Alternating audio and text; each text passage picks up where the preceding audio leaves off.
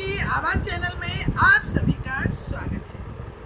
जी हाँ, आंगनबाड़ी सेविकाओं की आवाज़ चैनल से हमेशा से सेविकाओं के लिए आवाज़ उठती आई है। भले ही कुछ अभिभावक हो या सेविका जिन्हें गलतफहमी होती है, उन्हें लगता है कि सेविकाओं की मजाक उड़ाया जा रहा है, लेकिन आप लोग जान लीजिए ये सेविकाओं की आवाज़ चैनल है और हमेशा सेविकाओं के शोषण के विरुद्ध हो या सेविकाओं के गुमराह जो कर रहे हैं उनके विरोध में हो, लेकिन हमेशा सेविकाओं की या मांग की बात हो, आवाज़ सेविकाओं की चैनल के माध्यम से उठाया जाता है। आज फिर सेविकाओं की आवाज़ को लेकर मैं आपके सामने हूँ। आंगनबाड़ी बहनों को सेविका हो या सहायिका, दोनों को बीएलओ कार्य से जोड़कर सहयोगी कर्मी के रूप में लगाया गया। सहयोग के नाम पर उनसे पूरा का पूरा काम बीएलओ का करवाया जा रहा है। जहां बीएलओ कार्य कर रहे शिक्षक को 18,000 और बीएलओ सुपरवाइजर को 18,000 प्लस 6,000 रुपये दिए जा रहे हैं इस कार्य के लिए, वहीं सेविका और सहायिका की सेवा फ्री है। कारण न तो विभाग कुछ बोल रही है और न ही आंगनबाड़ी संगठन। सेविका सहायिका लाचार और मजबूर काम कर रही है। काम करना कोई गुनाह नहीं है, क्योंकि हमारे जो सेंटर के टाइम है 11:30 बजे तक है। उसके बाद अगर सरकार की कोई भी काम है, अगर सेविका सहायिका को सौंपा जाता है, कोई बुराई नहीं है। सेविका सहायिका काम करने के लिए कर ही रही है, तैयार ही है, लेकिन इसके लिए इसे अलग से पारिश्रमिक दिया जाए। जब काम अलग टाइम से लिया जा रहा है तो इसका पारिश्रमिक भी इन्हें प्रदान किया जाए। इसके लिए कौन लड़ेगा, कौन उठाएगा आवाज़? वैसे तो कल यानी 18 अगस्त को जमुई जिले में इसका विरोध किया गया और इसके विरोध में अपने अपने कार्यालय में लेटर भी दिया गया। छपरा से भी मैसेज आया है कि छपरा जिले में भी सविता सिंह के अगुवाई में लोगों ने इसका विरोध किया। बीएलओ कार्य का बात मैं नहीं कर रही हूँ, मैं उस सर्वे कार्य का बात कर रही हूँ जो राजस्व विभाग के द्वारा दिया जाएगा। जी हाँ, अब राजस्व विभाग के द्वारा भी आंगनबाड़ी सेविका सहायिका का सहयोग लिया जाएगा। चलिए, स्थानीय है, सहयोग भी करेगी सेविका सहायिका, लेकिन इसके लिए अलग से पारिश्रमिक तय किया जाए। जिस तरह विभाग के इसी कार्य के लिए अन्य लोगों को लगाया जाता है, उन्हें पारिश्रमिक दिया जाता है, लेकिन सेविका और सहायिका को नहीं। तो मैं यही पूछना चाहती हूँ सेविकाओं की आवाज़ चैनल के माध्यम से, इसका आवाज़ कौन उठाएगा? हमारे एक अभिभावक भाई ने मेरे वीडियो पे कमेंट किया था कि दीदी आप जो बता रही हैं मैडम वो सही है, लेकिन इसके लिए क्या किया जाए ये भी अपने चैनल के माध्यम से बताइए। तो जान लीजिए, कल तक जिसका विरोध परियोजना स्तर पर, जिला स्तर पर किया गया था, आज उसके लिए डायरेक्टर सर के द्वारा चिट्ठी आ गया है, लेटर आ गया है सभी डीपीओ मैम को और सीडीपीओ मैम को कि सेविकाओं को इस कार्य में लगाया जाए, यानी राजस्व विभाग का जो काम है उसमें लगाया जाए। अब आप अपनी मांग को लेकर कहाँ जाएंगे? काम से आप मुंह नहीं मोड़ सकते। काम का विरोध अगर करते भी हैं तो किसके पास जाएंगे? कि राज्य स्तर के पदाधिकारी ने ये काम आपको सौंपा है, तो आप इसके विरोध में किसके पास जाएंगे? क्योंकि आपको राज्य स्तर से ये आदेश मिला है, आपके विभाग से मिला है कि उनका सहयोग करना है।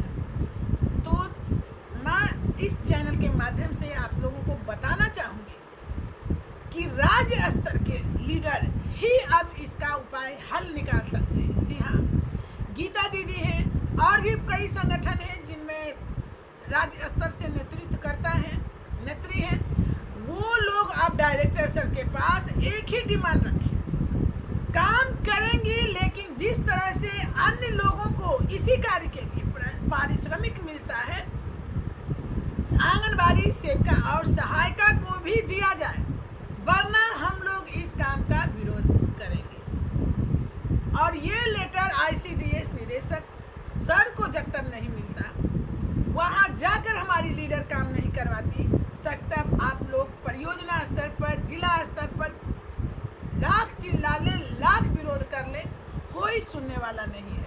क्योंकि आपके सुनने वाले पदाधिकारी को ऊपर के अधिकारी से ऐसा आदेश आ गया है। तो आप लोगों को राज्य स्तर के लीडर ही इससे आपको छुटकारा दिला सकते हैं या फिर पारिश्रमिक दिला सकते हैं।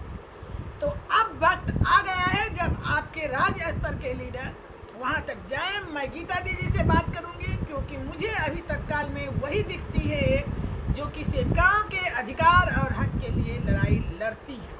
ऐसे जिला स्तर पर तो सभी संगठन के लीडर इतने मजबूत हैं कि मुझे भी कभी कभी लगता है कि जिस का जिला स्तर पर इतना मजबूत संगठन है उसके साथ शोषण और अन्याय कैसे हो सकता है।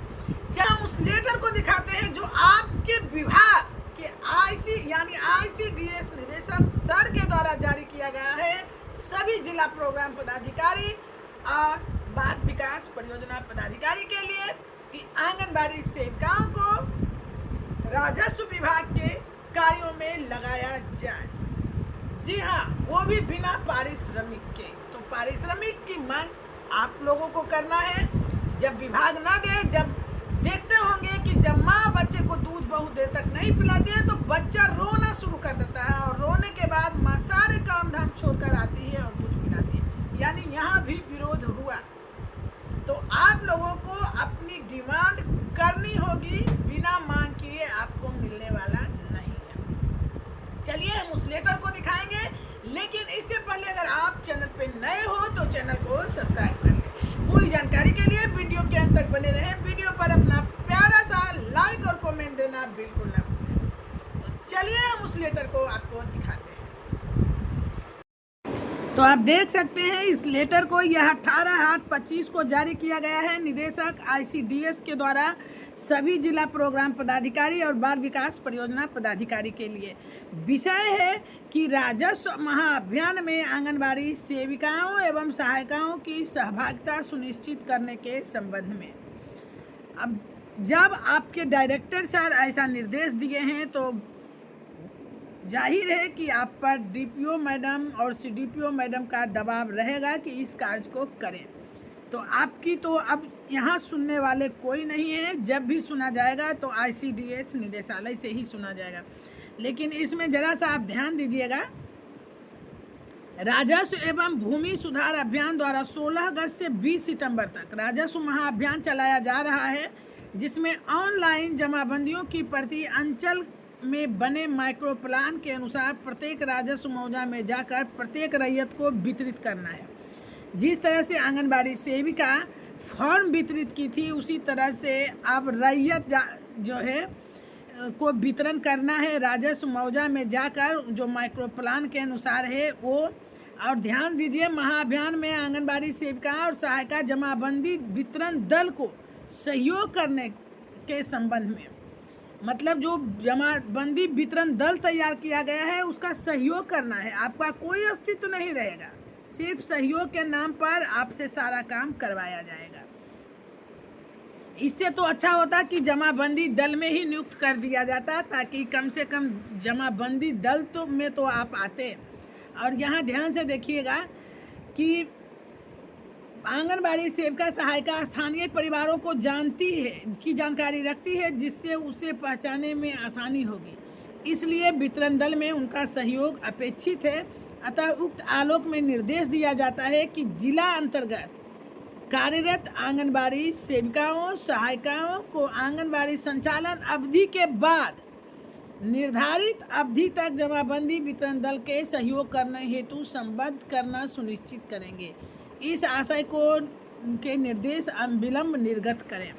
अब देखिए, आपके आंगनबाड़ी संचालन समय के बाद तो जब 4 घंटा का जो हम काम कर रहे हैं वो तो अपना 5 घंटा का करेंगे ही केंद्र पे, उसके बाद लगाया जा रहा है। तो जब उसके बाद काम के लिए हमें आदेश आता है तो वाजिब है कि उसका पारिश्रमिक दिया जाए, क्योंकि मानदेय देते वक्त तो बोलते हैं कि आप 4 घंटे काम कर रहे हैं, तो फिर ये 4 घंटे के बाद जो काम करेंगे उसका पारिश्रमिक दिया जाए।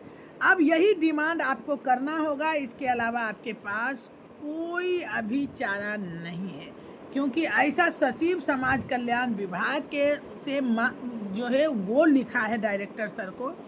तो सचिव जब लिखी हैं तो यानी कि सारे अधिकारी आपके नीचे से लेकर राज्य स्तर तक के आपको इसमें सहयोग नहीं करेंगे। आप अगर विरोध कीजिएगा तो भी नहीं मानेंगे।